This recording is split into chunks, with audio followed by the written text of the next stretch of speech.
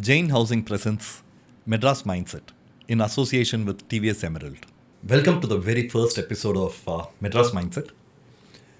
Madras Mindset is a very unique show in the sense that we speak about nation building, we speak about multiple communities that have contributed to nation building, to innovation, who are at the forefront of the Make in India story. And amongst all those communities, one of the important pillars have been the entrepreneurs and the professionals from the erstwhile Madras or Chennai as we know today. There is so much to be told about people from this part of the world. And more often than not, just as is the city Chennai, so are a lot of the entrepreneurs and professionals, meaning they are very underrated. So this is a story, this is a conversation, this is a series to celebrate those achievers who are at the forefront of nation building, who are at the forefront of leading multiple industries, who are at the forefront of inspiring a whole new generation. I'll tell you what this conversation is or the series is not about. It is not about celebrating a region, but it is about celebrating captains who have associated themselves with a particular region. That's about it. It is indeed my privilege to start this entire series with someone that I've been following very closely, someone who's been at the forefront of that exact innovation that we are talking about. When a subject is very complex, I think this is something that he would have heard so many times. We talk about it being a rocket science, but here is somebody who's actually simplified it and made it accessible to so many people, who's been at the forefront of leading the private sector revolution in this entire segment. But more importantly, a very grounded human being. Typical things that we associate with a rocket manufacturer, space tech expert, is a geeky, very focused engineer. He's anything but that. A very, very well-rounded personality who has varied interests from music to filmmaking to finance and now to rockets. Today we have with us Srinath Ravichandran, the co-founder and CEO of Agnikul Cosmos, one of India's first space tech companies. Agnikul stands at the forefront of innovation, excellence, and nation building, and it propels India's aspirations in becoming one of the major global players in the space arena. It's indeed our pleasure to have Srinath with us on this show. Srinath, I cannot overemphasize how privileged am I to start this entire series with you, Srinath. Thanks for consenting to have this conversation with us. Thank you for having me here. And you've said that a few times that you're feeling happy that I am the one starting this. Very, very proud to actually be doing that. Thank you. Thank you, Srinath. Let me start off with this. Are you a Madras person or a Chennai person? Madras person, no doubt about that. Chennai is a city, Madras is an emotion. What in your view is the difference between Madras and Chennai? I think it connects me to the Chennai that I grew up in, right? Which is where it feels a little more rooted to say Madras. I've thought about everything about the city in Madras, and actually in my story, it looks like even though the official date of the name changing from Madras to Chennai still happened when I was in Chennai. The change happened, it looks like, I was in Madras, then I went to the US and came back and became Chennai. that is a general feeling I have, even though the dates don't perfectly align. Today's Chennai actually feeds off of 350 years of Madras that was there. Yeah. Right? Yeah. So that's amazing. Srinath, if you were to explain to a college fresher, let's say somebody who's done their commerce in their 11th and 12th, who's just joining a college now, in the arts stream, if you were to tell them in a nutshell what you do, how would you do that, Srinath? We build rockets. That is the simplest way to start because I think everyone knows rockets at that level. So what are rockets? Maybe I would start with that, right? They are transportation vehicles. Instead of going from, one point in Chennai or Madras to another point, it goes upward. Right? So that's all it is. So what goes in that, how easily you can get it to where it has to go, what you make people pay for that, that's what drives what we built. So we're building rockets that make all of these things simple. Today it is cargo. Hopefully at some point it'll also be people. So let's see. So when you talk about cargo going to space, and I'm going to take a step back to first understand the ecosystem. You know, there are multiple aspects to this ecosystem, right from the start till the end. If you can just in a nutshell tell us how the ecosystem functions and where does Agnikul actually fit into that ecosystem, that will be great. Sure. So we go to space usually for getting some data from there. That's where it all begins, right? So when you go to space, you're talking about satellites. You would have heard of that phrase a lot. So anything that's operating in space usually is a satellite, or if you're going very far in space, it's a spacecraft. Those are the two names that people use. Now, to put stuff in space or to put stuff in orbit, I would say, to be a little more correct engineering-wise, you will have to, push it very fast. And rockets are the systems that push things very fast, so fast that when you're in space, you fall down and you never hit the Earth's surface. That's all a rocket is. It is actually probably the fastest moving system that humans have made. Right, and they come in various sizes because it's simply a system that goes very fast. There can be a big rocket, there can be a small rocket. Depending upon the size of the rocket, what you're pushing will actually be equivalently, either powerful or less powerful or so on. So that is the next part of the system. So one is stuff that operates in space. One is stuff that really pushes stuff to be in space. This is the rocket. And then you have the ground system. So once you collect the data from space, it could be weather data, it could be imaging data for whatever reason, it could be communication data. Now we're hearing about, so many companies starting to do communication from space directly. All of these are processed on the ground, distributed to consumers. So that is the last part of the story. So there is a ground segment, there is a space segment, and there's a bridge. And so Agnikul fits in the bridge. So, Srinath, if this is the bridge that bridges between the ground planet and, and the space, the outer space. So I've heard you say that this is pretty much like how any Uber service works. Yeah. Is it really as simple as that? Because why is it only an Uber service?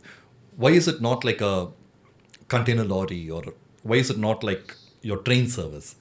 I see you use this term Uber very often. Is it a conscious choice that you're doing it? It's so the idea of Uber, because people connect with what it is really, and we actually always contrast it with trains, right? At least that is my most the most used analogy. That's right. The rocket we are building, because it's a transportation system, you have to compare with something that goes on the ground. So in one class you can think of trains, the other class you can think of like cabs, and Uber or Ola because people use it a lot, right? So in a train, hundreds of people come together. You go to a particular place, then the train leaves. You don't set the schedule, right? The schedule is set. Correct. And then it goes where it goes to, whichever city it goes to or place it goes to.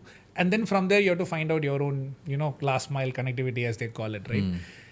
What we are trying to do is change that to be a little bit like how a cab would operate, where the pickup would be at your doorstep and the drop off would be at your doorstep in space. So a customer today, or a customer for us, is basically anyone who wants to put a satellite in space. If you want to put a satellite in space, or you can just put a stone also in space, it's okay. It need not be a satellite. You are a customer. Yeah, it's cargo, right? So the cargo has to go to space. So if you're going to space, you want to go when you want to go. You have to pay something for it. And you want to be particularly in a place where you want to be. Let's say you want to be over India every day at 6 a.m. That's what your mission demands. Today, when you fly a big rocket, and you're a small satellite, you don't get that customization. So the rocket will go where it goes, and from there you have to figure out how to go to the exact point that actually you want to go. So there is more to the story than what a regular rocket would do. That costs money, that costs time, that costs more constraints on your side. We decided we'll give all of that as a part of our service itself. And we're able to do that with technology, but also because we are small. So a train, by definition, you can't have a railway station at every doorstep, right? It's not possible. Similarly, a big rocket cannot go to every, last point. It will go to a common place, and from there, satellites will have to figure out their way. But with a small rocket, you can actually go exactly where a small satellite wants to go. So you'll have to build engineering for that. It's not like, it's small, it'll go there. But that is one of the things that we offer. So basically, any ride, let's say Uber ride itself, right? Indirectly, every time you open your app and you book, you're booking three things. You're basically choosing a pickup point and a drop-off point, correct? That's what first comes. Then it gets you to agree on the price. Nowadays they charge off first itself, by the way, right? They get you to do that. So the price, and then there's a waiting time. Driver 8 minutes away. Exactly the three things apply for rockets also. So the moment today someone wants to go to space, they are all thinking about where they want to go, where they want to start their journey to space, which launch pad. Then they talk about which price. And they're thinking about how long am I going to wait to get that ride to space. Same three parameters, nothing. Every day we all use this in our apps. But because you're trying to do that with a very big rocket, you don't get control over that. It's more like looking at a railway train schedule. Oh, there is a train that goes, it's full already. Okay, then when I have to wait for 60 days. No Tatkal reservation in rockets today at least. So all of those create a lot of inefficiencies in the market. So people end up waiting for too long. People end up paying too much because there is a empty system. Simply they won't, take a rocket just for you. You have to pay for the empty, payload, that capacity that's not filled up. And it will go where it wants to go. It is up to you to figure out from the place where it drops you in space, how you will go to your final destination. So these are all gaps that we are trying to close. So with us, the solution is actually going to be very comparable to Uber, right? We will ask, so let's say tomorrow you want to put a satellite, right? And let's say it is going to be above Madras every day at 6 a.m. Let's say that is the mission, right? You want to do that. So what you're going to look for is how much is Srinath going to charge me, right? And then you're going to think about which orbit should I be in to do that particular function. And when am I going to do this? Is it like a 10-year journey even though my satellite is ready? So that is what I ask you. And my options to you would be like this. I'll literally give you a menu of options. The menu you can pick, you can launch from Sriharikota. You can launch on this date, say 3 months from now. And this is your price. Okay. I will also give you another option. I'll say there is a new launch pad coming up near Kulasekarapadnam. If you launch from that, the price is only this much. Okay. And there you can fly a slightly lighter rocket, not a very powerful rocket, a lower variant of the rocket, because there you're better suited for that orbit. Or you want to do this from some other place, say Australia. Exactly. So it'll probably be cheaper. But that's up to you, whether you're going to take the effort to take your satellite all the way there. The economics will have to be worked out by you. But I can give you that option. Hey, if you go from Australia to the same orbit that you want to go to, it may only be this much, percent lesser. But you can probably also do it in 1 month itself because there's a slot available. So these options don't exist today. Today, if you want to do a mission like this request is going to go sit with one of the bigger rockets and they're going to put you in the queue and say, I will do all this, but unfortunately, you're going to be over some other place. Okay, at 7 a.m. Figure out how you want to go from that orbit to this orbit. By the way, even though I'm not giving you the exact thing you want, you have to pay me 5x of what Agnikul would be charging you. That is how the world works today. So that is what we are trying to change. So effectively, today if I want to go to Pune, they'll say, sorry, this is going to Bombay. We'll take you to Bombay. From there, you figure out how you want to get to Pune. Exactly. There are quite a few things that's quite interesting from what you've said. One thing that comes to my mind, Srinath, is once you achieve full capability, is it possible that you will be able to do some kind of a launch in a location outside of India? Is that something that you're capable of doing? Is that something that you're working on? Where are you with that? Yeah, it's actually a part of the strategy because it's a little bit like, and particularly given your aviation background, you may understand tailwinds, headwinds a lot more, right? Absolutely. And we all see it when we go on international flights. Suddenly, the same flight will be 2 hours shorter if you're going to the US in some part of the year, right? Similarly, Earth's rotation gives you the ability to look at the speed at which you're going as a bit of a tailwind or a headwind situation. Wherein, because finally being in orbit is about going fast enough so that even if you fall, you're not hitting Earth's surface. That is all it is. You're going really, really fast. That's all it is. So if Earth's rotation itself is giving you that speed a little, if Earth itself is pushing you a little, you need to do that much lesser work. You can be a bit lazy with your rocket. Right? So there is a strategy where if you're small enough, if you're nimble enough, if you're light enough, you can go to the point on Earth which supports your orbit the most, so that Earth has done 10% of the mission for you.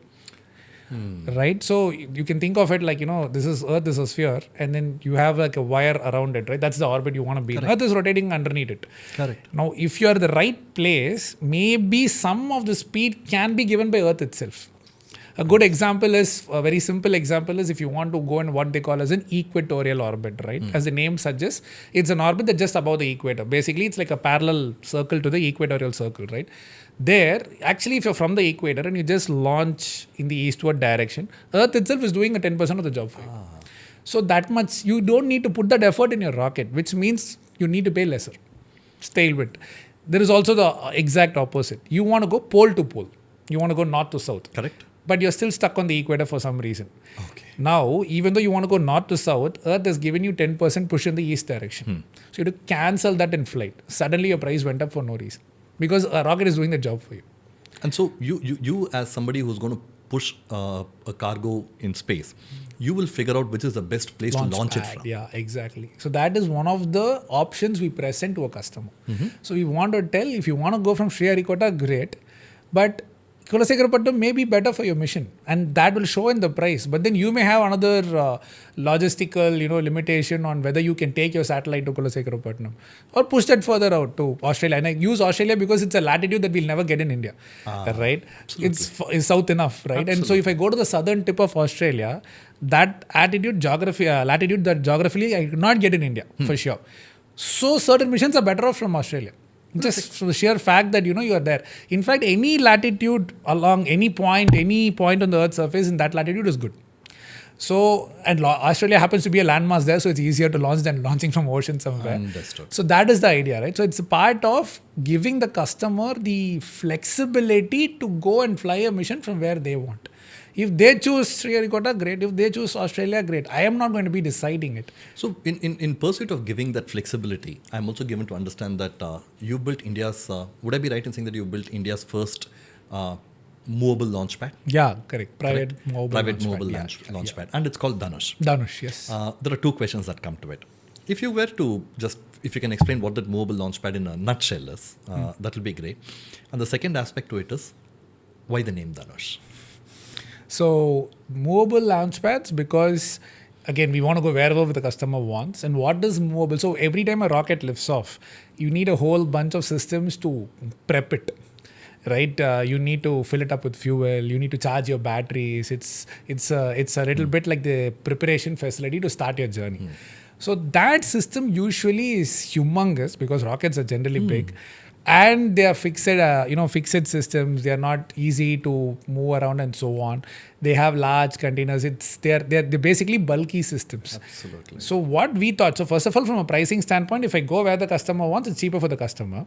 That's a feature I wanted to offer. The second part is because you're building, relatively speaking, smaller rockets, we can move the launch pad also along with the rocket itself.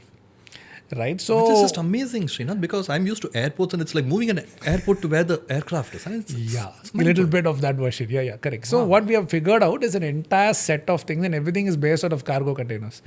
Right, so you take a bunch of cargo containers wherever you want to launch from. That'll have the filling station, that'll have the electrical systems, that'll have the software, everything. You go there, you set it up, you launch and come back. The usual, what Professor Satya, who's, one of the reasons why we are a part of IIT Madras today, he usually says that rocket launching should become like someone rented you a wedding hall. Go to a place, bring all your, a lot of teams, there are 20 teams involved in every launch, right? Bring all the teams, fill it up, feed people the way you want, or feed the rocket the way you want, get everything done, do the launch, pack up everything and come back. 2 days later, it's like another person can come and launch if they want to. Leave the shell as it is. Yes. That's amazing. And I want to probe more on this. But before that, why the name Dhanush? Dhanush came from just rocket's name is Agni Ban, which is actually a literal translation in Sanskrit is an arrow of fire, right? Agni Ban. And so if the rocket is the arrow and it definitely feels like an arrow, looks like an arrow, then the place where you launch it from is the bow, which is Dhanush. So that's how I thought about Dhanush. Quite interestingly, the first time, and you might actually resonate with this, Srinath. The first time I heard something called Operation Dhanush was in a Tamil movie called Kurudipunal. Yeah. That was my orientation to Dhanush. So I thought it had something to do with it. But more about it soon.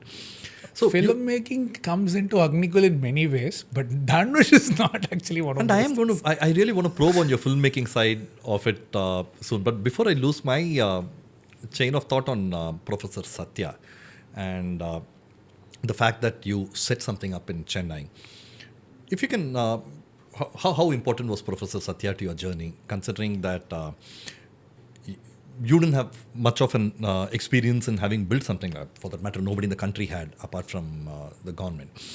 So what was his role in it? How did he mentor you? The importance of having a mentor. And more importantly, why did you choose to do this in Chennai? So I would say, in 2017, when we officially started, we needed an ID card, literally speaking and figuratively speaking, because it was not easy to go and tell people that we were building rockets privately. People always either thought it was a sarcastic joke or thought we were, basically being Just got foolish. mad. Yeah, exactly right. Or some people would just pretend like they didn't really hear what they just heard. And legitimately so, right? I'm not, because that is how India was at that time for private rockets. I mean, government rockets, ISRO was already a, blockbuster hit everywhere. But so this was the story. So we needed an identity to even say we are building rockets. And that was still hard, even at home, even at my own family, slightly, distant family. It was easier to say I was working in IIT Madras than to say I was working in a company which was incubated in IIT Madras, which was building rockets. Correct. So that connection came through Professor. Right. So when the idea came to me and I saw that there was a business need for it, you can probably make money, profits by selling rocket rides to space. I needed some validity. And so at that time, I was socializing this idea with many people. The first person who latched onto it was my other co-founder, whose name is Moin. Right? So Moin and I were pitching this to many people at that time. And one of the pitches we made was to Professor Satya, because he had a very interesting lab, a lab where you can do a lot of testing for rocket systems.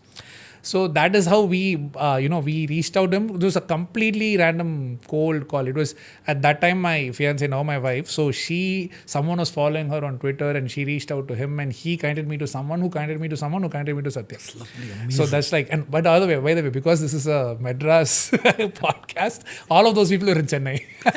There's something about the city also. I'm sorry to digress, but everyone seems to know everybody here, and the network here is extremely solid, right? Correct. It is just, I don't know whether we can call it the smallest big city or the biggest small city, but some version of both. It's a very interconnected city. Very, very interconnected city. Yeah. Interconnected city. So that's how, we met professors. I was in Los Angeles at that time. Moin was here in Chennai, and we went in and pitched how to build a rocket to a rocket scientist. He was kind enough and, patient enough to hear us out. And he just said, okay, I'll help. That's all. So that's how it started. And since then, I think, and that was for me the sign from the universe to say, okay, pack your bags, let's go to Chennai. Right? So that's how it happened. I think a lot of people currently outside of India, and this is something I've been speaking to a lot of people where they're mulling over coming back to India. There was a time a couple of decades back where people were actually looking for opportunities outside India. But today I see a lot of reverse brain drain actually happening. And your story might actually be the exact tipping point that they all need. That slight nudge to say that, I want to pack my bags and come back to India where the opportunities are huge. Did Chennai happen by accident, or was it by design or by destiny, Srinath? Destiny, completely. It was almost like it was meant, it was somewhere it was meant to be that Agnikul had to be a Chennai company. Because what we wanted when we were searching, I told you, right? So I had made a list of 100 people across India. I was literally cold calling all these people in any possible way. And the only person who said, okay, happened to be from IIT Madras. So that connection is how we started it. And then the other advantages came, because Sriharikota is so close by.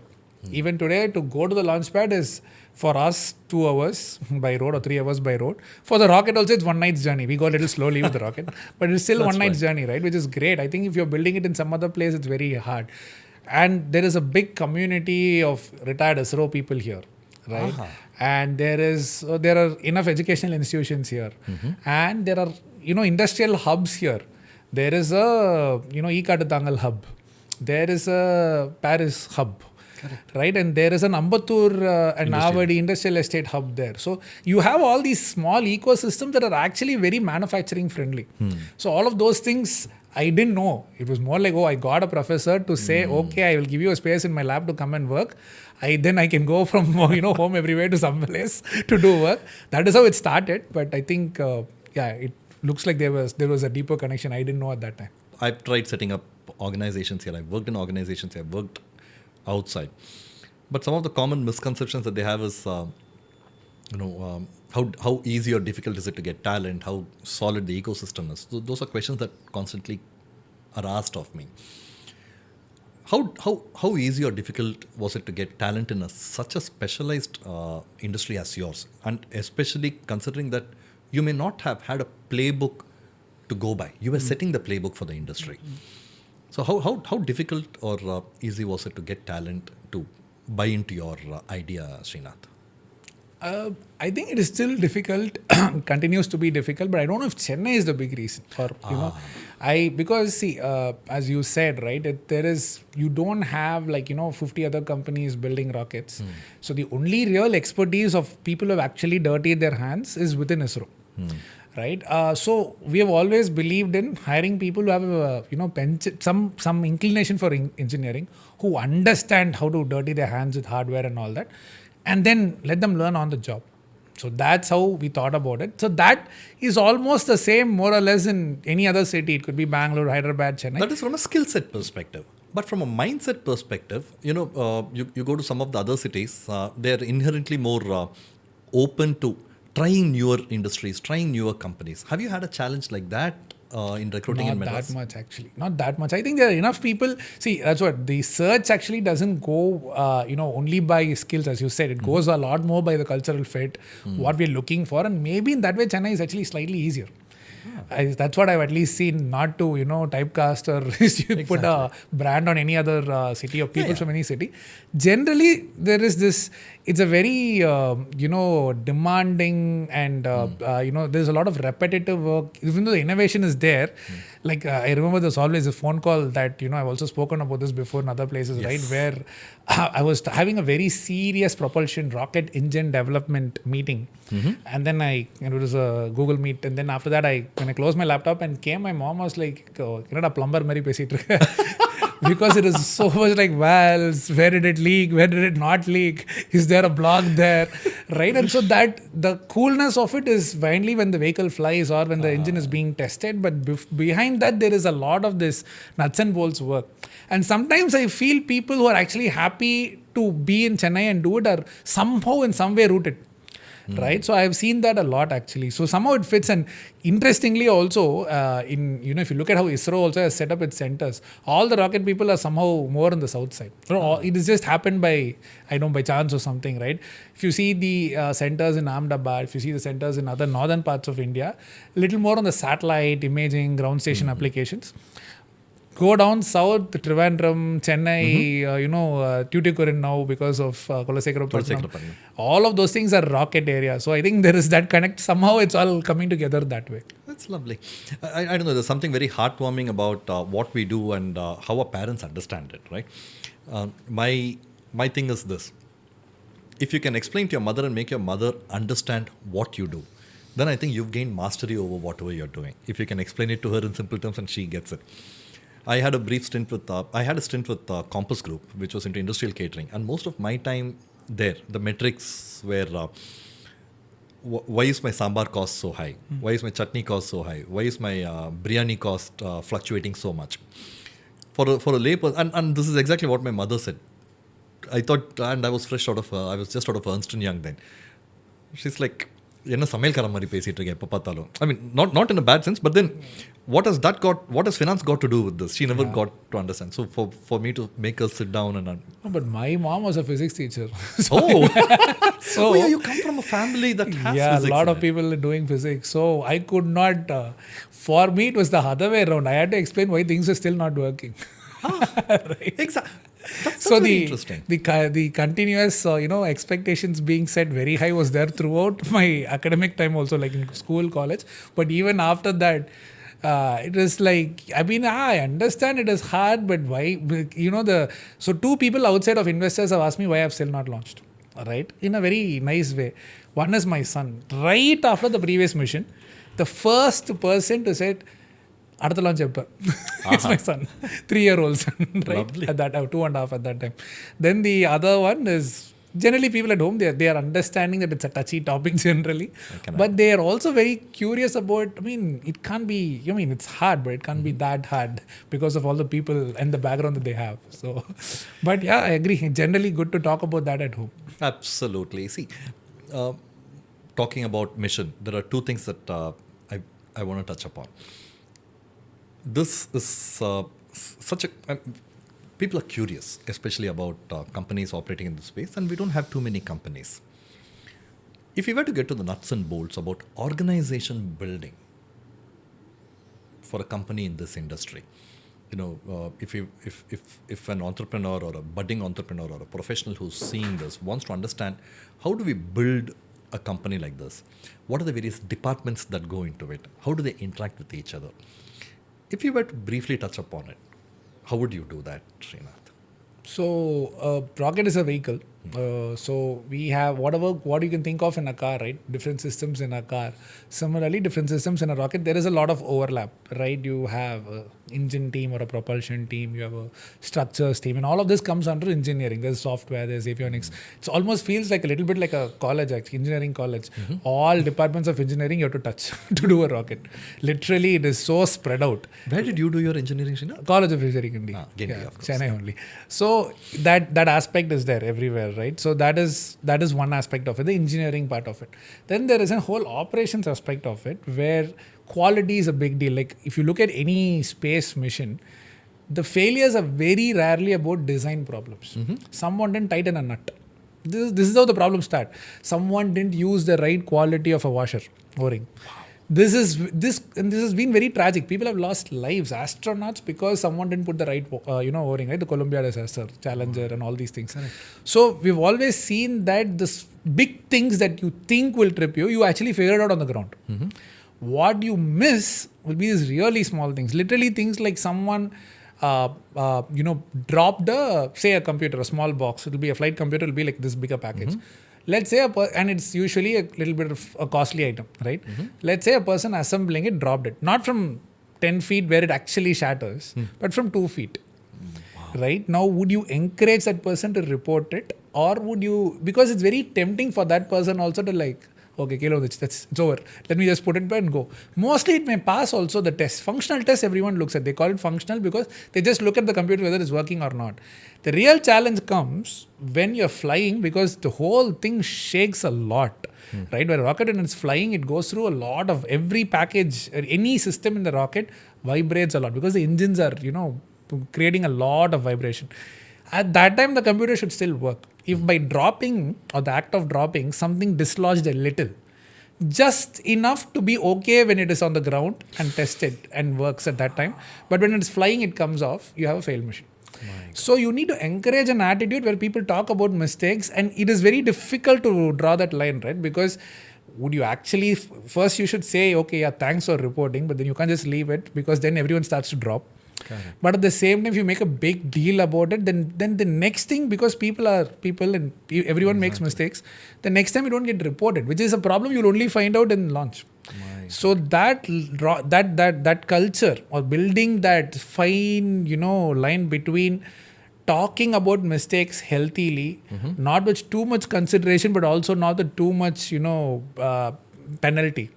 That is a difficult line. That happens in the quality side, actually. Which is one of the most underrated themes. When you talk about, even if you talk about other rocket companies, everyone shows you that engine and, it appeals to a lot of senses, right? The sound, there is visual. And if you're watching a launch or watching an engine fire, you'll feel the vibration in your heart. It'll be like someone just, said all is well.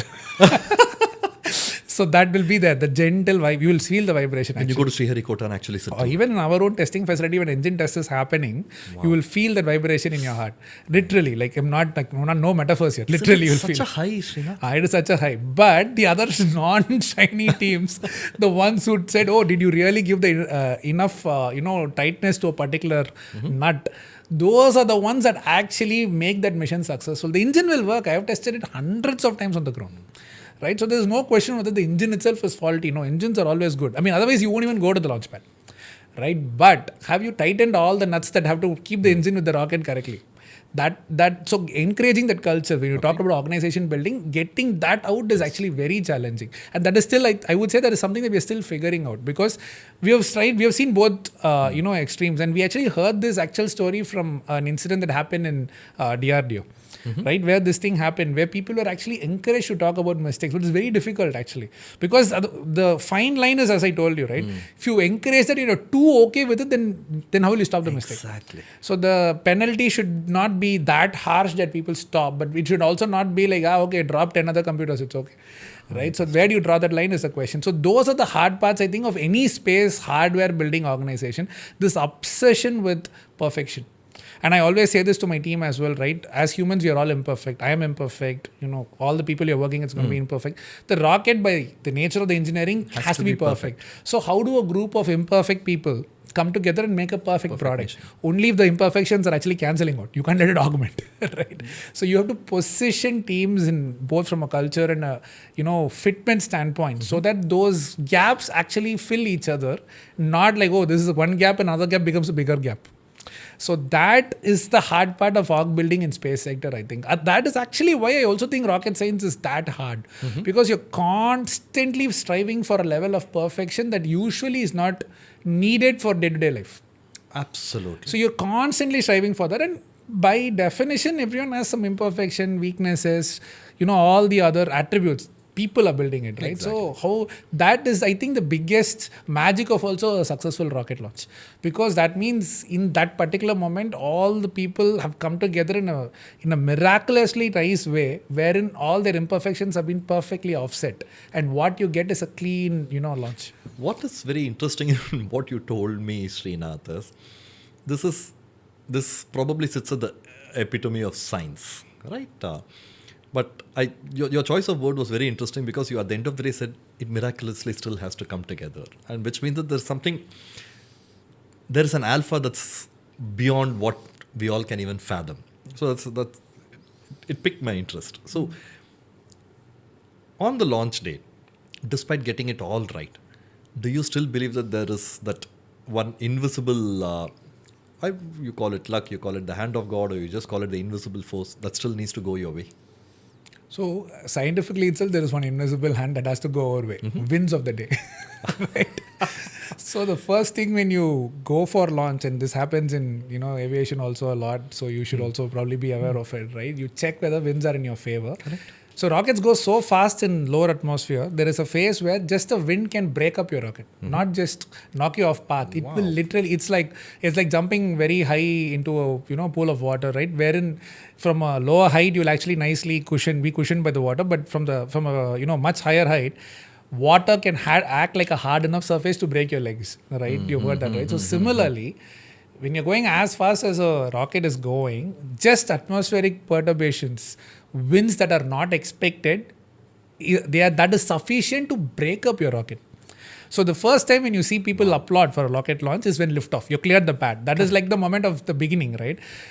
The next big moment, if you see any rocket launch video, is when the phrase for it is max Q, max dynamic pressure, which is the place where the rocket is waiting to break up. Like it disintegrate into pieces, right? And the only thing that needs to happen for that to actually happen is a little bit of wind in the wrong direction. So to answer your question, that is unpredictable. So we do actually something called wind biasing, the day of the launch wind biasing, wherein you measure wind data 1 hour before launch, and you quickly, change the program that runs your trajectory to fly into the wind or to take help from wind, as opposed to, not getting hurt by the wind, or at least stay away from the wind. That is what is called wind biasing. So that itself is an unpredictable item, which is like, by definition, it's a known unknown. Right? And then what you're actually talking about as luck, and I believe in that luck, by the way, is the unknown part. But the interesting or the logical part, actually, one of ISRO people actually asked me, why are you sitting worried on the day of the launch? 10 months before, you should have sat about it in the design. Now what to do? It's already standing there. All the fuel is filled. Now you can't do anything. Yeah, I think by human nature, we think that is the moment of the decision. But the decisions have already been made so long ago. And this Apollo 13 movie, I don't know if you watched that movie, about the most successful failure of the Apollo missions. That's what they call it, right? Because they didn't land on the moon, even though it was a mission, 2 missions after when Neil Armstrong landed. But they came back. All of them were, all astronauts had no health issues. They came back alive. And the problem there actually, even though it all feels like the launch actually happened on 13th at 13:13, all of this, it's like, it feels like as if everything was about the day of the launch when you just look at it from an outsider's perspective. But the system that failed in their module actually was built 2 years ago.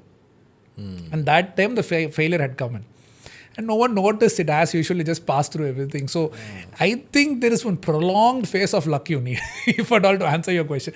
The day is just about it is like, I think there is in Arthur C. Clarke's book, there is a book that, and he's one of the reasons why I think I even got fascinated by space, one of my best hard science fiction writers. So there is this book about where he talks about getting away with rockets. Like, they don't even do rocket launches, do space elevators, right? Where you just put an elevator that goes high enough to be going to space. So there he says about how launch countdowns are by definition about making anxiety go up. Like, you can't count down, have 10 people watch it and not be anxious about it. Absolutely. Whatever it is. It could even be an opening of a birthday present, right? If you count down, the anxiety goes up. So I think on the day of the launch, everyone is going to be praying a little more. Everyone is going to be anxious a little more. But logically speaking, that period of unknown, you've been living with it for years or for months. And all of that comes together that day. We try so much to make sure, even if one thing goes wrong, something else comes in to hold it. There are always these redundancies, backups. You try to make sure no fault is so, critical. But yeah, so there is that X factor. To answer your question quickly, yes, it is not day of the launch. It is like months before the launch itself that is there. You being a filmmaker, and you've studied filmmaking, and I'm going to touch upon that now.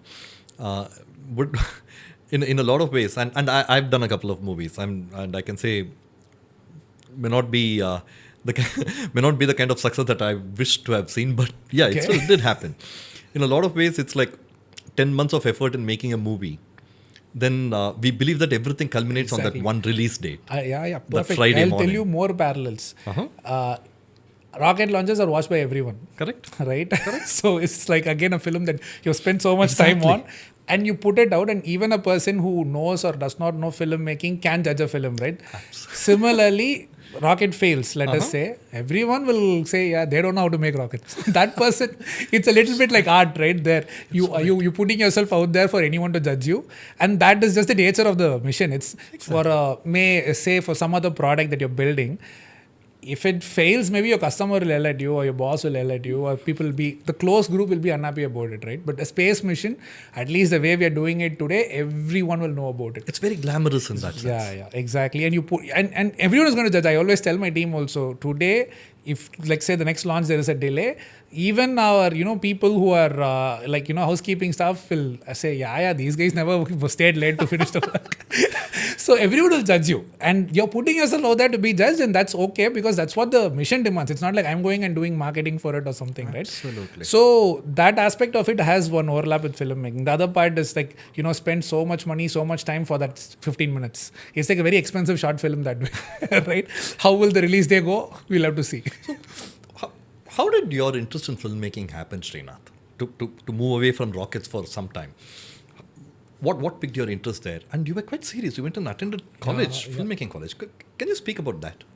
I always grew up very fascinated by films. I don't know where exactly. Again, probably because Arthur C. Clarke's 2001 Space Odyssey was made into a film. So something about all that might have been, the reason why the seeds were sown. And it's very fascinated by the fact that, you can just go inside. And movies used to affect me a lot.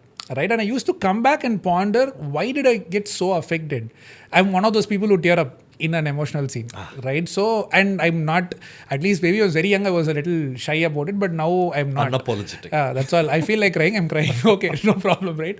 So that was a very interesting phase. 4 years, I think somewhere between 2010 or so to 15. 4 years, I went to evening film school in New York. Wow. And so that was amazing. So as a part of regular film school, you attend every course, right? Screenwriting is a coursework, and cinematography is one, sound is one. So all of those things I used to do, and so that was like amazing for me. That, and very interestingly, I learned so much that I use both in finance and now also in rocketry also from the kind of things that I learned in film school, right? Like the preparing the schedules for people, right? Then and creating that entire plan of how a should be, and right, all of those things were like, some version of that I think is still in my project management the way I do today for rockets also. Who should show up? When should they show up?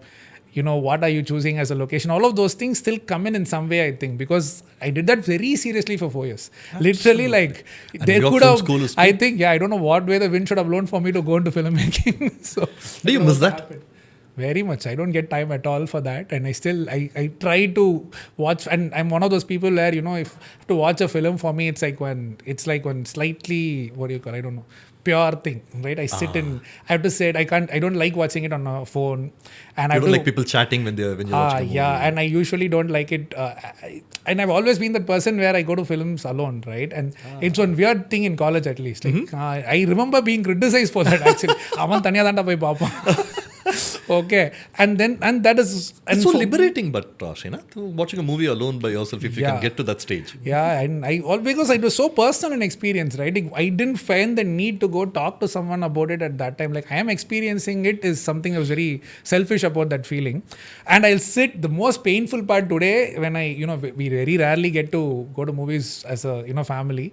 But when I go with my wife, I still tell her I have to stay till all the titles finish. She's bugged about it.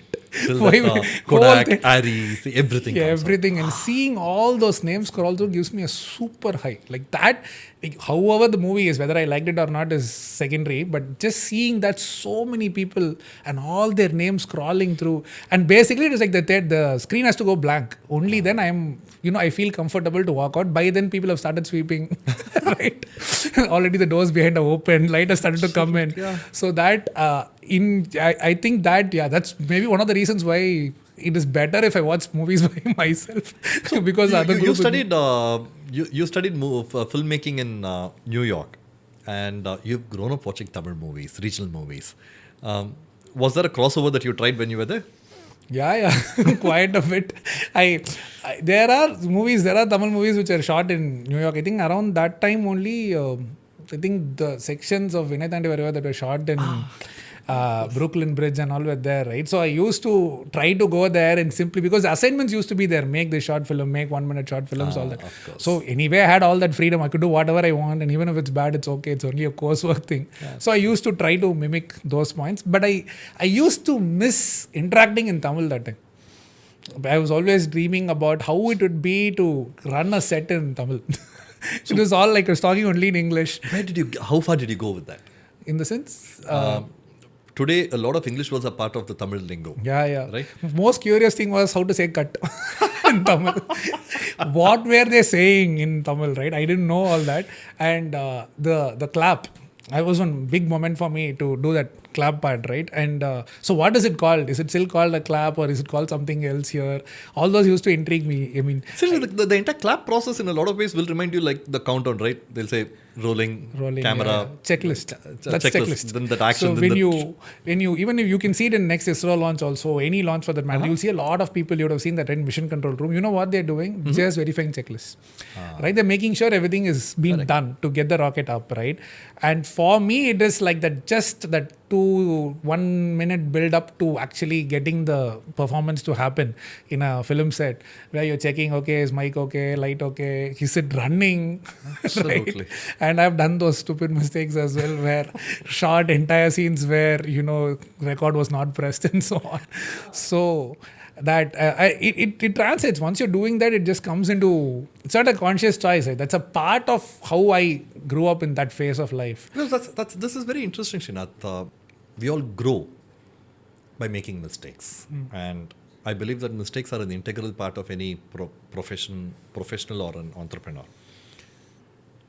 Can you tell me that one costly mistake that you've done professionally, especially in building Agnikul?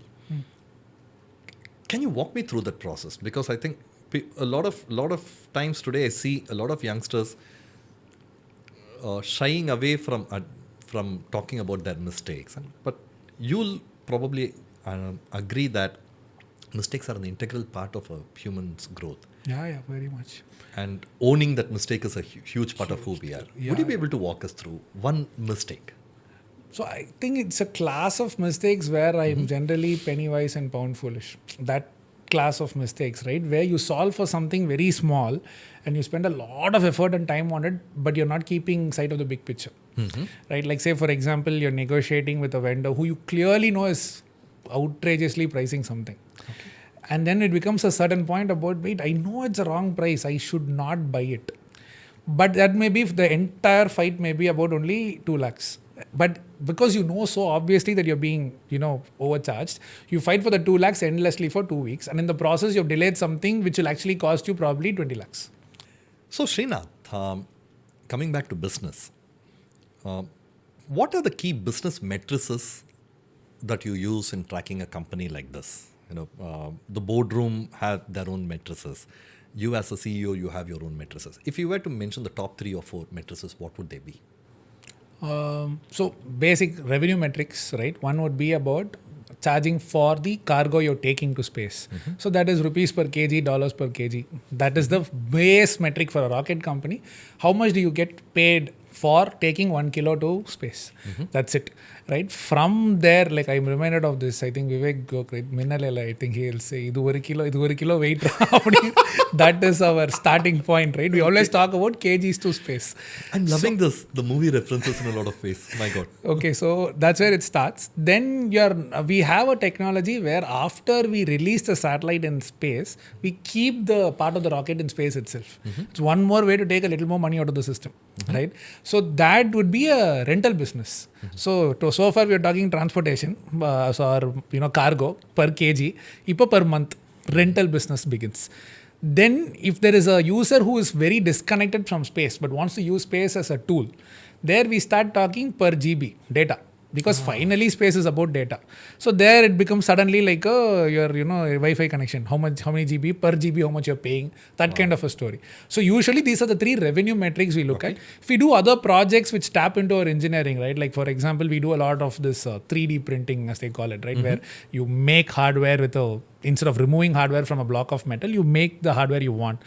Those kind of things are project driven. So dollars per project kind of a thing. So these are the revenue metrics that come in. Now, on the costing side, it's very different. You either talk about it like a use and throw system, which is how usually rockets were. And now our rocket is a reusable rocket. Suddenly, we start thinking about it like we're running a fleet of cars, rental business, car rental business, right? So all those metrics start to kick in. So you're renting out hardware now. That's all it is. So that means, okay, how much are you going to charge for that? How much did you incur for that? What is your maintenance cost for that? And so on. So these are the numbers that drive our presentations. How much do you make? Then there are these other subtler numbers that people don't think about. So, and this is actually for me a general question itself. What are the business metrics in an R&D part of an organization? Exactly. Right? So how do you quantify dollars spent in test or rupees? We say dollars because customers talk in dollars. But otherwise, what is the amount of money you've spent in getting a successful result? Because the R&D by design is meant to fail. And that's when an R&D is successful in a very ironical way. Right? So how do you measure it? So we have to talk about the number of iterations it takes to get it right and whether the value of it actually comes out in that process. Also, you start doing everything to make sure that in every mission, you learn something. So the failure being an actual, learning, like the what we say, you have to put literal engineering in your testing to make sure that every part of the test, let's say you fail, let's say I tried an engine test and it didn't work out okay. Still I learned something about what data, from the data that is given me, that okay, what did I do wrong? That is very important. So you have to instrument everything as heavy as possible in terms of measuring data. So I think the big costing for a testing would be dependent upon how much you learn from failures. Okay. So there is also, amount that you spend to learn from failures. That's how we think about it. There are other interesting metrics actually, right? Like and for me, this is a general thing. Like I don't usually like people being in something but not adding value to it. So generally, like, okay, what is the actual utility actually I learned this when I was in AXA in finance. They'll always be this, if you had to run a meeting and you had to put a price on that meeting with the dollars per hour that you're paying that person, what would the cost of that meeting be? Did you make a decision that made sense for that? Excellent. Right? So literally, like, put a ticker running saying, oh, this person, let's say, is getting paid whatever, $1,000 per hour, let's say simply 10 people in the meeting, each of them in that range. So, and you did a meeting for 1.5 hours. So you spent whatever, $150,000 for that meeting. Did you really make a decision that will get you $150,000? Excellent. So that was inculcated into me in finance. right? In that particular, at least in that organization, we used to talk about that a lot. What is the cost of this meeting? And that I sometimes apply in Agnikul also. I don't know if it is a very rocketry focused metric, but more of a productivity focused metric. It's a very consulting mindset, isn't it? Probably, yeah, maybe that way to measure what is the point of all these people talking. That there is. If you're generally talking, you'll generally talk. You shouldn't call it a meeting and then be like, okay, then it better give me some outcome. Exactly. Right? Yeah. So that I track. That I generally try to see how many people are actually in a meeting or not talking, and I politely tell them maybe you have other things to do. Excellent. So talking about your AXA days, from I've read that you've been on the trading floor. Yeah. So how did that experience feed off into your Agnikul building? If so, how? If not, if why didn't it translate? Yeah, I think that was a time where karma came back to me because I'm usually like this fussy person to get up, right? And I remember when I was at home, at least when I was reasonably young, my parents had a hard time getting me out of bed. And all that I paid back rather when I was in New York, because there I had to show up to office between 6 to 6:15 in the morning. Because basically when you're junior on the trading desk, you need to keep everything ready. And when the seniors come in, all the numbers, you get only 10 seconds to give an answer.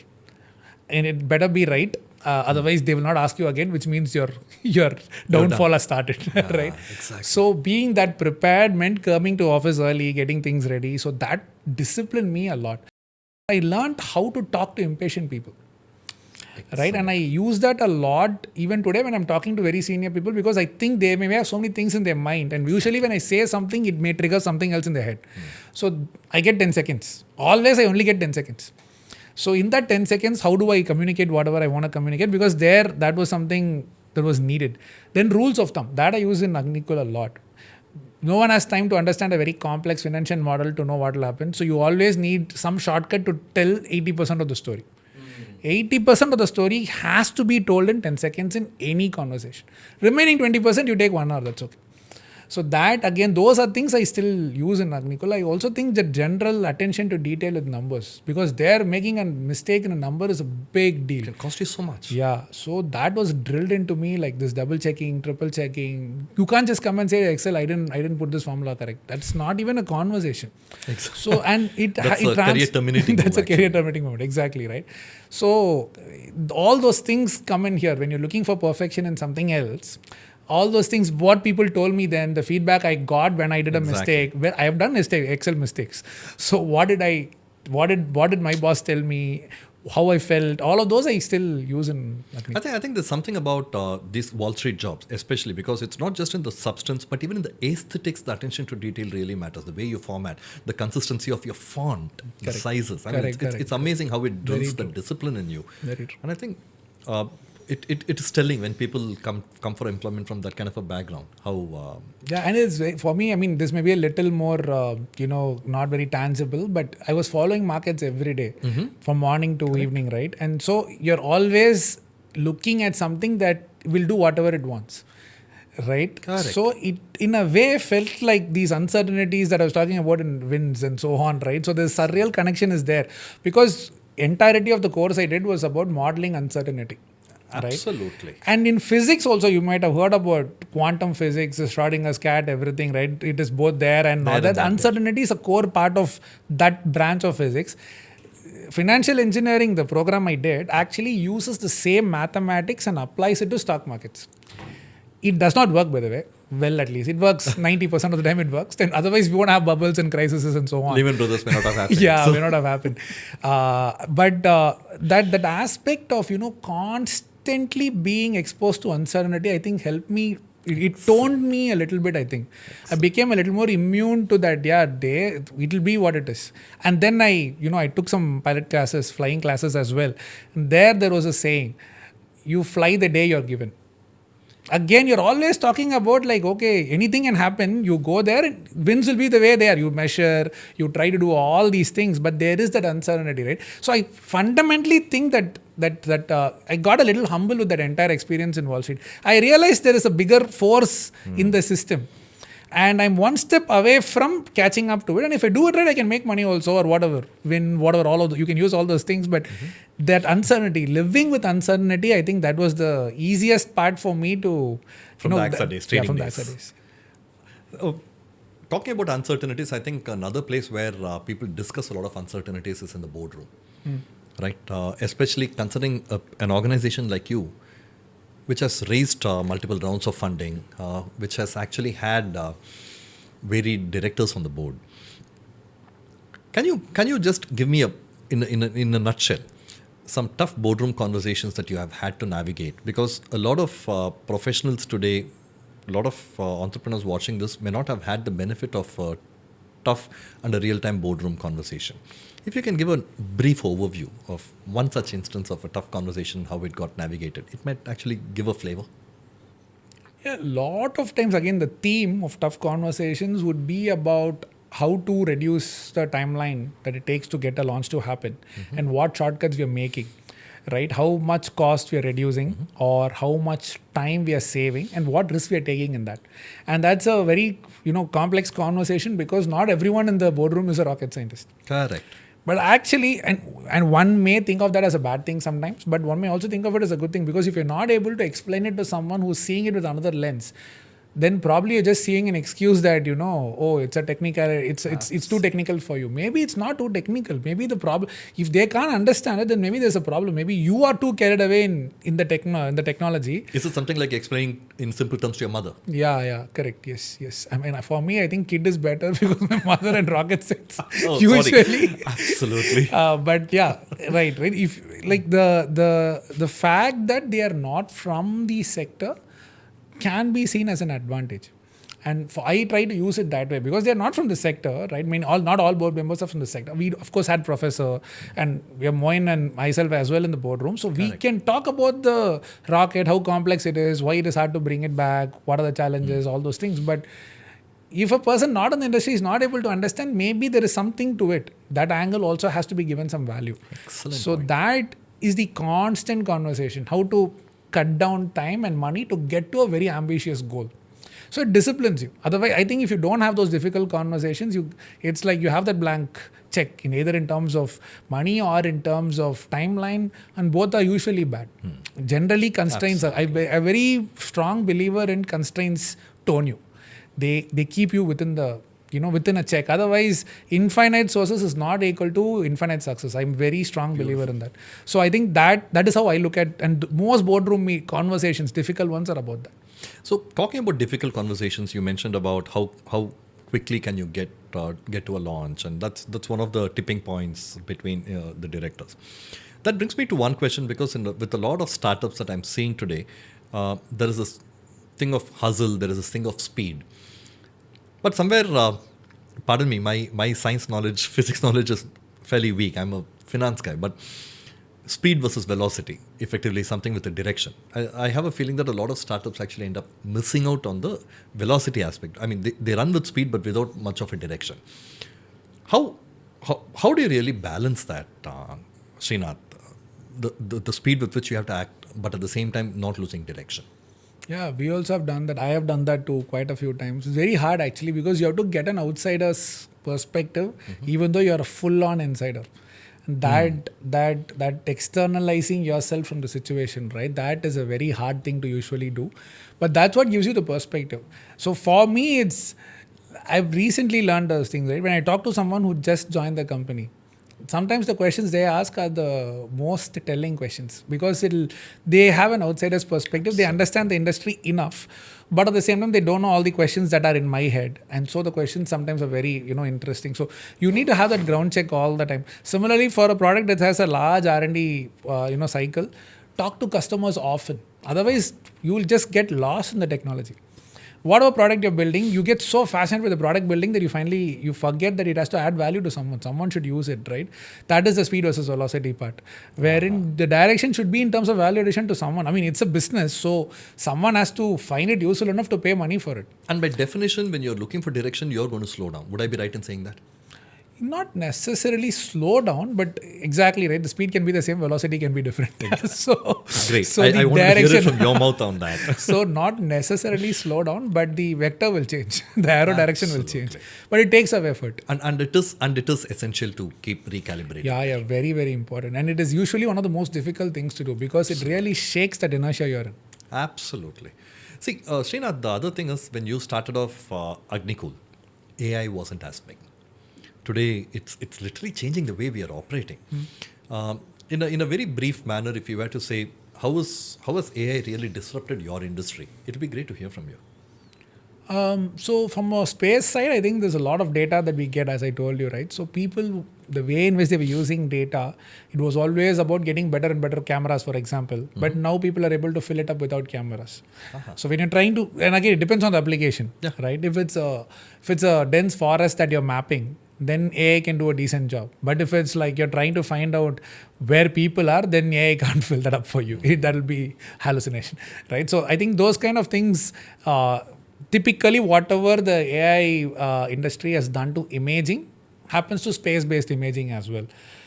People have found out interesting ways to do complex simulations because I think you can automate simulations. Simulations are basically you run all the equations and you let the system tell you how things are going to be. Correct.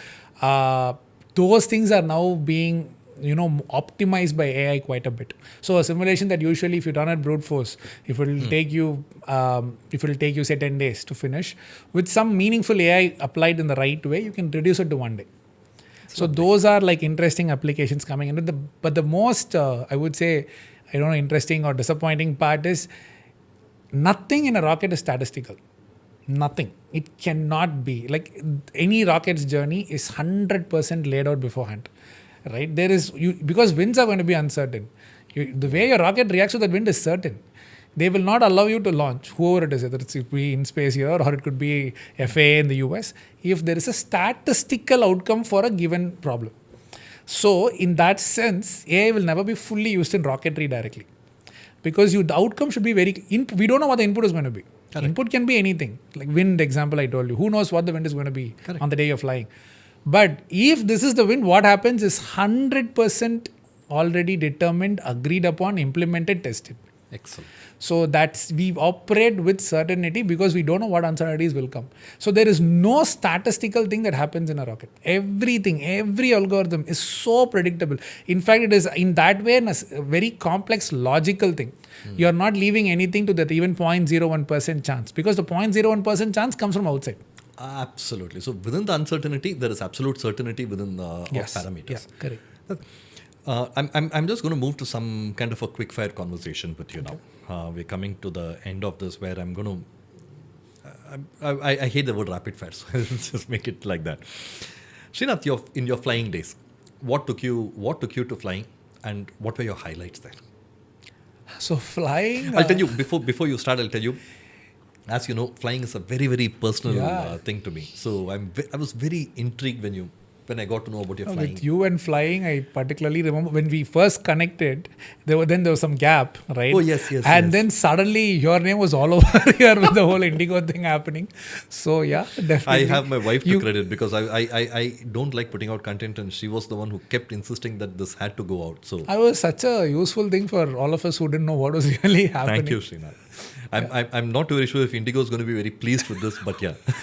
I think enough people have given them feedback about that phase, but anyway. Yeah, so your flying days, what piqued your interest, number one? And just give me a bit more dope on it, no? Yeah, so flying, I mean, it was probably a little naive of me. I thought I wanted to be an astronaut for a very long time. So even when I was in Wall Street, when I wanted to get into space, I thought I should also train myself physically to be fit enough to be an astronaut. And that meant, having some version of a flying experience, having some diving experience. All this is what astronauts typically had. And they were also an expert in one area, which I still think I'm not. I'm a proper, jack of all trades person today. But that is what got me into flying. And I was very fascinated by just the act of, how a aircraft works. This is one of those childhood passion things, right? So that's where it started. and I enrolled. I took all the security clearance needed to get to flying school there. And in US, it's actually slightly easier than India to enroll into a pilot. So my day was like, like how I was in 11th and 12th standard going tuition back to back. Very similar story. Morning 6 to 5 would be Wall Street, then film school, somewhere in between on weekends, flying. So at that point in time, what really interested me was decision making. I've had instructors tell me to be decisive. It's okay if you decide not to land. Don't be, because winds may be off or whatever. Beautiful. Don't be generally thinking about whether should I land. If you don't land, okay, go around, come back and land again. That aspect of extreme clarity in decision making, right, which is something that got drilled into me in that 1 year, 1.5 years of classes. I mean, of course, this Madras angle, I really missed talking in Tamil in a cockpit, right? Really? Very recently, I was flying from Bangalore to Chennai. I don't remember where I was coming into Chennai, and the pilot just gave the initial briefing in Tamil, and that brought back all those things for me from 2015. There's something about it, because you can imagine, first of all, for me to follow that accent at that speed for the ATC, air traffic control, was very hard. Exactly. Half the time it would be like, can I ask again? And if it's a movie, you can see it in subtitles. I mean, what are you going to do there mid-air? Right. So, and I was flying this very basic plane. So it's not like I had too many Which cues. One, if I ask you? It was a Cherokee. Oh, I think the sign number was November 4433, I think. Call sign was number 4433. Yeah. Right? Okay. 4433 or 4413, I don't remember. Interesting. But that was the name. So, I didn't know if I had missed the instruction I was hearing, I didn't know what to do. It was not like I had other instrumentation and all. It was a very basic plane, like built in the 80s and had just enough electronics to keep you safe, or probably keep others safe. Right. So I used to, and it was those, and that 100 hours or something that it took me to fly someone who knew Tamil. It was like, so much of English, and once that initial fear wears off, right? Once you know that, okay, you're going to take off, and once you take off and all of those things are more or less okay, I started missing this thing a little. And that has always come, even in filmmaking, I felt that, right? Like, cut எப்படி சொல்றது Tamil, or how will a film made in Tamil be? Because at least my exposure was always in the US in these areas, right? Absolutely. So and I actually, I think that was one of the good and one of the small pleasures that I get in Agnikul. Like, I can easily talk in Tamil and like in proper rocket engineering, we talk only in Tamil. That's amazing. Right. Srinath. So those are like small pleasures you get. It's not like I'm against a language or something. It's just that comfort level. I grew up talking Tamil. It's your mother tongue at the end. Yeah, so correct, exactly. The ease with it's like saying the mastery over a language is determined by what do you do when you count the currency notes. Whether you count it in your mother tongue, in English, or whatever be it. That's another thing I wanted to quickly touch upon. I'm given to understand that you're a trained violin player. You learnt violin. I learnt violin, yeah. Right? Which, in film music, which violin piece really enthralls you? If you were to name one piece from one piece, actually, I don't know if it comes exactly in only a clean violin thing in the movie, but in the Kanne Kalamane song, adala the background actually there is a piece where only violin comes. I think that is still my most that is where I'm attracted to, actually, more than verbal, like songs with vocal actual lyrics. Instrumental pieces of Ilayaraja, still that is one thing that elevates me is that Rajaparvai violin piece, talking about violins, correct, initial. The intro title music. Correct. Srinath, if you were to explain the following concepts in a single sentence or two sentences, how would you do that? Payload. The load that you carry on your rocket that pays you. Payload. Launch vehicle versus satellites, if you were to put this distinction in a single sentence. Launch vehicle is the vehicle that carries your satellite. So satellite is your cargo. Launch vehicle is the vehicle that is the cargo vehicle. Would satellite qualify as a payload? A part of the satellite is the payload. Satellite has a payload and a bunch of electronics to keep the payload in space. PSLV and GSLV.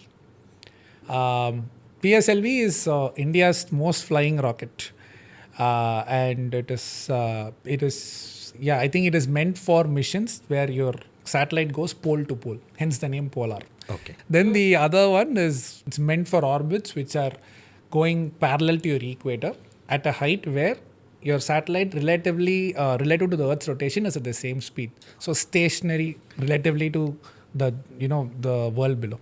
Free cash flows. No such thing. I think rocket business is negative working capital. So customers pay us early on. So Correct. cash flow is generally a good thing once you're in the full mode of launching. But until then, no free cash flows. Okay. Few quick questions to you about our Chennai, Nama Chennai. Just as is the case with most of the entrepreneurs from Chennai, the city itself seems to be underrated. Agree, disagree? Completely agree.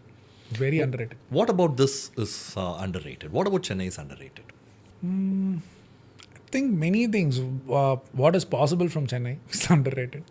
The kind of talent available in Chennai, money available in Chennai. Just because it's not as easy doesn't mean it's not there, right? So that aspect is there throughout everywhere, I think. Wow. Chennai, manufacturing hub versus SaaS capital versus mecca of medical tourism. Can Chennai be fit within these? Can it be triangulated within these three, or is Chennai bigger than I will put a space capital also. I was waiting for that. But yeah, all three, and definitely space also. We are anyone who's coming to Sriharikota to see a launch or to do a launch has to land in Chennai airport. How can you leave Chennai How out can of we leave space? If there are things that Chennai can improve, where can we get better? I think we should really get better in marketing. We suck at it as a city. I really think so. I think that is one, and maybe these kind of, initiatives would actually help that. But a lot of people don't know what is possible in Chennai in the first place. So that is one. I also think there are the aspect of how many different industries can coexist at the same time. People don't even people who are living in Chennai don't understand. I understand it now because we are using all these ecosystems, right? Is everything in Chennai actually in the right amount? Yeah, it may be slightly, it can be a second rank or third rank to some other city in capital in terms of something else and so on. But everything is there. And you can build strong bases out of Chennai for literally anything you can think of. It takes some little extra effort because people don't know, not because it's not there. I think, again, I would say marketing is like we should really improve marketing about Chennai. About Chennai. And this despite the fact that we have CSK as a franchise. Yeah, I know. Your personal favorites on this. Your favorite restaurant in Chennai? Nothing fancy. A to B, Sangeeta. A to B, Sangeeta, great. Your favorite hangout spot? It's been changing. Now recently it's railway stations with my son. My son loves watching trains. So I go to Kodambakkam railway station. We see I know almost all the trains that go at certain points of the day. So just do train watching a lot. Prior to that? Prior to that, when my son, 25-year-old Srinath. 25-year-old, I was in New York so Today, if Srinath was 25 years old, what would that's that what. be? College times, beach was very... And I used to... again, a lot of my friends used to play cricket in beach. I used to simply go sit there. I'm not a big person playing beach cricket, but yeah, watch beach cricket. Your favorite movie? Favorite movie? It's going to show that I'm a old timer, I think. First name that comes... First name that comes to your mind. Alaipaide. Your favorite actor? I'll go with Vijay Gopalan. Oh, excellent. Favorite director? Favorite director, that also keeps changing. Now I think it is after Dragon, it is Ashwath Marimuthu, I think. Your favorite mall in Chennai? I've only been to the Spencer one a lot, so that only I would say. Come on, Srinath. Spencer was when you and I were in school, Srinath. Exactly, that is the Madras. That is the one. Now I see all my my nieces, nephews. They hang out a lot more in what is the one in Roypeta? I forgot. Express Avenue? Yeah, Express Avenue. Oh, okay. Because that's where they live. Okay. But for me, it is still that outdated Spencer Plaza. Yeah, but it's one of the oldest malls in the country. Again, I think that it was there when malls were not a thing in India. Exactly. Much before the country woke up to the concept of malls, we already had the malls. Yeah. One hidden gem in Chennai that you think not many people know, but that's something that that's something that you really like about Chennai. Something that's not very popular. People don't go there that often. Yeah, actually, very recently I was in Europe in a trip in Rome, and then I suddenly heard about St. Thomas Mount being spoken about. Beautiful. Right, and I didn't know that it is a direct disciple from of Christ, or I don't know the exact, I don't want to give a wrong data here, but it is so directly connected to the core of Christianity itself. I was very surprised that a saint from there came here, and that is the St. Thomas Mount we talk about all the time. right? So that was very sudden. And that's a beautiful place for actually plane spotting. Yeah. And the hill, the small hill itself is so picturesque, especially when you go there in the evenings. You get a view of the city. It's oh my God, that's such a beautiful thing that you brought And up. because you're talking a lot about films and stuff here, have you? I don't know if you've seen one of these Marmadesam series. Oh yes. Third one, not the one with not After the Vidada Karuppu. After Vidada Karuppu. Yes. Where the climax actually happens in St. Thomas Mount. That's I think it was directed by, I don't know if it's Vijay Bhaskar or Naga, one of them. Yeah, one of them. I forgot which one was it, but that was, I think, by the way, that is the most powerful, climax or, leading up to climax situations ever shot in any serial, hands down. That is so powerful. The way it is just St. Thomas Mount. Yeah. Like we see it every day. I go to airport, I fly a lot because I have to go for meetings. And every time, sometimes it comes to my mind, oh my God, this is that St. Thomas Mount that they showed there. You should watch it. I think it's there on YouTube. Of course. It You should used to watch come on that. Raj TV. I Yeah, remember. it used to come on Raj TV. One myth about Chennai that every outsider gets wrong. Yeah, I think if you're coming from outside India, people think the beaches are like beaches, clean beaches. It's not. It's not for the. It's not for. It's not. If you're thinking about it like a beach in the US, no, it's not. Marina Beach is nice for a different reason. What's one thing about Chennai's innovation and startup ecosystem that deserves a lot more attention? The amount of deep tech companies that are getting set up here, right? Hard engineering. We have quantum companies, we have semiconductor companies, we have rocket companies. Correct. I think that, I don't know how many people know that all of that is happening in Chennai. My last one and my favorite one. An investor from Bangalore or Bombay. What is their perception about Chennai? General perception, huh? Yes, general perception. Okay, this may be a little brutal, but the honest answer Need is an honest response. too much brain, too little money. Interesting. Is there anything about it being a conservative city, sleepy town? No, I think the general perception is we are not as business savvy as we should be for the kind of work that we are doing. If you can take something that is far less complex in technology and make a lot more money out of it, then for the tech that gets done here, or for the engineering that gets done here, or for the problems that get solved here, we must be making 10x more than many places in India, which we don't also actually. So maybe they're right, but that always hurts me a bit. The general mindset is there for many people, or perception is there for many people. Is it true? I think so, it is. I actually think so. Because actually we have all of those things and still we are definitely not the richest city in India, right? Understood. So there is a truth to it, but it is also the common mindset that people have. Oh, okay, yeah, there's a lot more brain than money that's flowing here. And this definitely is my last one, Srinath.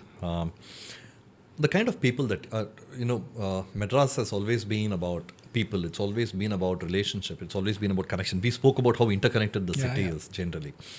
It's not because it's a large village, as people say. Yeah, Chennai is a large village, Madras is a large village, so you will know it. No, it's not that. I think we are inherently, and just as is the case with many other Indian cities also, as is the case with many other Indian cities, we are also very people focused. What kind of people do you hire in your organization, and how have you gone about building an organization that's truly world class from this part of the world? If you were to just give me a broad overview about that, I think that will be a fitting finale to this. So one thing we learned early on is we are not going to find experts, right? So people are going to have to learn on the job because you're building stuff that no one in India has built. So you need people who are fundamentally learners, you're fundamentally humble, who fundamentally appreciate that you're directly dealing with nature and the kind of energy that you're dealing with. So we hire as much as we put all the effort in that level of filtering. And not that every time it pays off. I still don't know how to hire properly after 9 years or 10 years. Because how do you get to know a person in whatever, even a day of working with them is not enough. So what's the typical, that one rate? I'm sorry to stop you and I'm going to let you continue this thing. But in a 5 minutes conversation, what is that one red flag that can put you off? People who think they figured it all out. That is a big red flag. I generally like people who have show that slight level of emptiness in them. Need not be fully empty, but that space being available helps. That generally means people are more receptive. Otherwise, they're only in giving mode. Okay, I'll definitely take whatever they're giving, but slight bit of emptiness, that subtle difference between you're confident but not overconfident, right? That if someone comes across as overconfident, it's a big put off for me, because I think then they will not learn. That's why, I mean, not judging them generally. Fitment in Agnikul is best when people are slightly empty. Excellent. Right. So I think that we try to look for, but my problem is I don't know how to look for that in that one day. Right. And we try and it comes off. There is one intuition around it now. I don't know if it's intuition, but something I get a feel for it. But I always also feel that is only intuition cannot be always also right. I don't know. So that is a problem that we're still working on. But that is the kind of people who have made it well also within the company. Like a mission director, vehicle director, they are like 28-year-old people, 29-year-old people. But I think they are who they are because that has been their defining, way of looking at a problem. Right? Just being humble enough to know that maybe even though you've done it 100 times, maybe there's that one small thing that you didn't know. That general thing helps. That helps you be a learner. That helps you want to take in information. Otherwise, you're fully in giving mode, which is probably not the best thing for when you're building new engineering and all, it may be a problem. So it's something like finding that perfect balance between penalizing, but at the same time giving them the comfort of admitting to the mistake. So it's only by trial and error you'll find. Srinath, I cannot thank you enough for this conversation, Srinath. It's been such an enriching conversation. There wasn't any structure to it. When we walked in, we decided that we will not ask you A, B, C, D. We wanted this to be a conversation, and it's been much more than what we thought we could do it. Thanks for your time. Thanks for being part of this journey, starting off this journey for us, Srinath. Oh, thank you for having me here. That was the first person in this. And thank you for the initiative. I think Madras needs to be spoken about a lot more. And if this helps, absolutely going to be cheering for this. Absolutely. And I think you will hear a lot more about Super Chennai, the kind of things that we do. And this is not just about a region. This is not just about Madras. It is about nation building. It is about what entrepreneurs can do, and we are going to have a variety of people speak about their journey. It's also about the mindset, It's about staying rooted, staying grounded, celebrating achievements, and that's pretty much what the Madras Mindset is all about. Thanks again, Srinath. Such a pleasure having you with us. Thank you. Super Chennai, it's hot, it's happening.